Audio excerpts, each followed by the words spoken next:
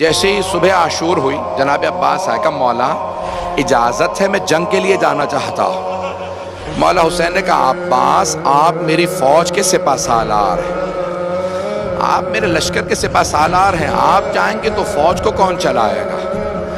بس بھئی اتنے میں حملہ ہوا، بہت سے انصار بزرگ تھے شہید ہو گئے۔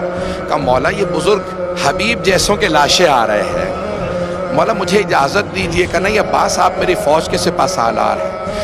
3 جب حملے ہوئے نا زیادہ تر صاحب سب شہید ہو گئے، تو ایک مرتبہ جناب عباس آئے کہا مولا اجازت دے کر نہیں عباس آپ میری فوج کے سپہ سالار ہیں۔ اتنے میں نہ جانے اون و محمد کے لاشیں آئے۔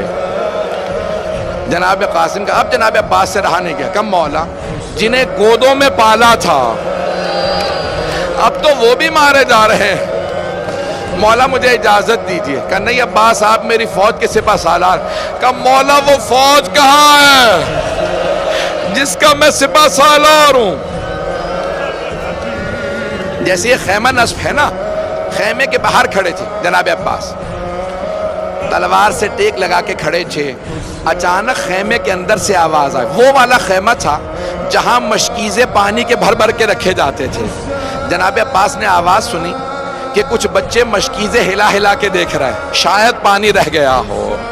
ایک بچی نے ایک مشکیزہ اٹھایا، مشکیزے پہ لب لگانے لگی، مشکیزہ پیشانی پہ رکھا شاید ٹھنڈک مل جائے۔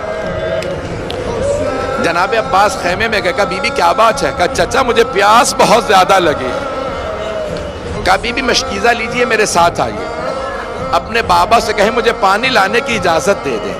سنیں گے بابا صاحب کو؟ کہا بی بی اپنے بابا سے کہیں مجھے پانی لانے کی اجازت دے دیں۔ جناب سکینہ نے کہا بابا چچا سے کہیں مجھے پانی لا دیں۔ میں یہی کہوں گا نا، مولا نے کہا ہوگا عباس اب آپ ایسی سفارش لائے ہیں میں رد نہیں کر سکتا، عباس آپ کو اجازت ہے۔ لیکن یہاں پہ روکا جناب سید الشہداء نے۔ جناب عباس نے مشکیزہ کاندھے پہ رکھا، علم ہاتھ میں لیا، تلوار حمائل کی نیزہ ہاتھ میں لیا۔ کہا عباس آپ کو پانی لانے کی اجازت ہے، لیکن ایک بات سن لیجئے، جانے سے پہلے ذرا زینب سے مل لیجئے گا۔ جناب عباس اس خیمے میں آئے جہاں جناب زینب تھی، اندر نہیں گئے، باہر سے کھڑے ہو کے کہا بی بی الوداع، بی بی میں جنگ کے لیے جا رہا ہوں، پانی لینے جا رہا ہوں، جنگ کی تو اجازت نہیں ملی، پانی لینے جا رہا ہوں۔ جناب زینب نے کہا عباس جانے سے پہلے ذرا کچھ دیر کے لیے خیمے میں تشریف لائیے۔ جناب عباس آئے، جب آئے نا خیمے میں سر جھکا کے کھڑے ہو گئے، آنکھیں بند ہیں۔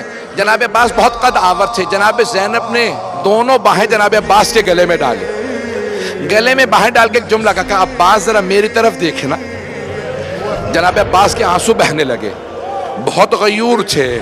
جناب زینب 22 سال بڑی ہیں، پالا تھا جناب عباس کو، ہاتھوں میں پلے تھے، برداشت نہیں کر رہے تھے، جانتے ہیں بی بی پہ بڑا ظلم ہونا۔ کہا عباس جب میں پہلی مرتبہ کوفے آئی تھی نا، بابا نے مجھ سے کہا تھا زینب آج آپ شہزادی بن کے آئیں، کل آپ کو قیدی بنا کے لایا جائے گا۔ عباس میں سوچا کرتی تھی کس میں جرت ہوگی مجھے قیدی بنائے، میرا عباس جیسا بھائی ہے۔ لیکن عباس ابھی جب آپ نے کہا نا بی بی الوداع، مجھے یقین ہو گیا وہ وقت بڑا قریب ہے جب مجھے قیدی بنایا جائے گا۔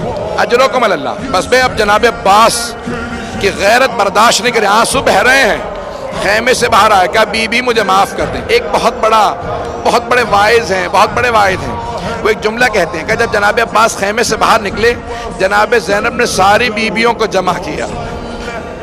جب میں یہ جملہ سوچتا ہوں میری کیفیت بدل جاتی ہے۔ ساری بیویوں کو جمع کر کے ایک جملہ کہا بیویوں میں پردے کی ضمانت واپس لے رہی ہوں،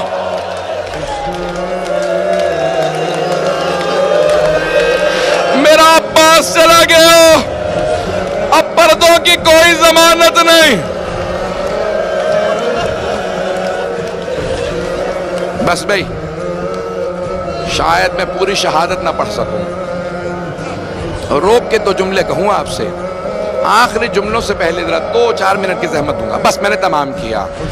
بہت بڑے واعظ ہیں، شیخ آیت اللہ یحییٰ یثربی حرم میں جناب امام حسین میں بیٹھے تھے. ایک ذاکر نے عرب ذاکر نے پڑھتے پڑھتے یہ جملہ پڑھ دیا کہ جب جناب عباس کے بازو قلم ہوئے نا تو لوگ قریب سے تیر مار رہے تھے. جب پورے سینے میں تیر لگے، ایک نے تیر مارا جناب عباس کی آنکھ میں لگ گیا. جب دہنی آنکھ میں تیر لگا مولا نے پہلی مرتبہ کہا مولا میری مدد کو. امام حسین سے کہا مولا میری آنکھ میں تیر ہے.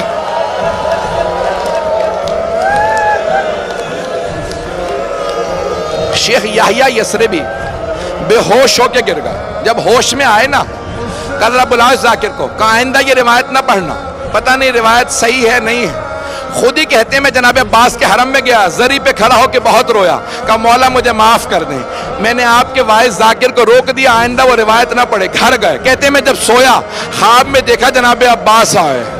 کہو شیخ تو نے کیوں روکا میرے وائس کو میرے مصائب پڑھنے سے؟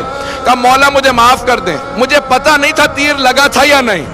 کہا شیخ میرے رونے والوں سے کہنا عباس نے کہا ہے میری آنکھ میں تیر لگا تھا.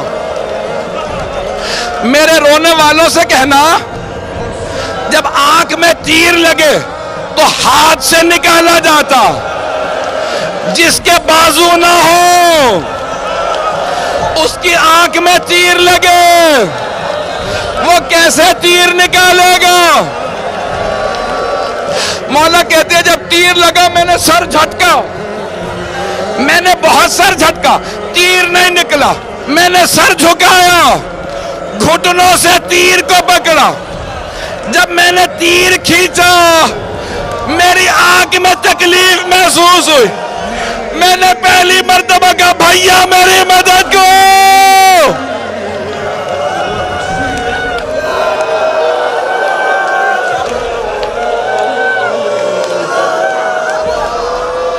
بس میں میرے بھائی برداشت نہیں کر پا رہے، یہاں کوئی برداشت نہیں کر پا رہا. میں نے تمام کر دیا. ایک مرتبہ جیسے ہی آواز سنی سید الشہداء نے، زلجنا کو ایڑ لگا کہ مجھے عباس تک پہنچا دے.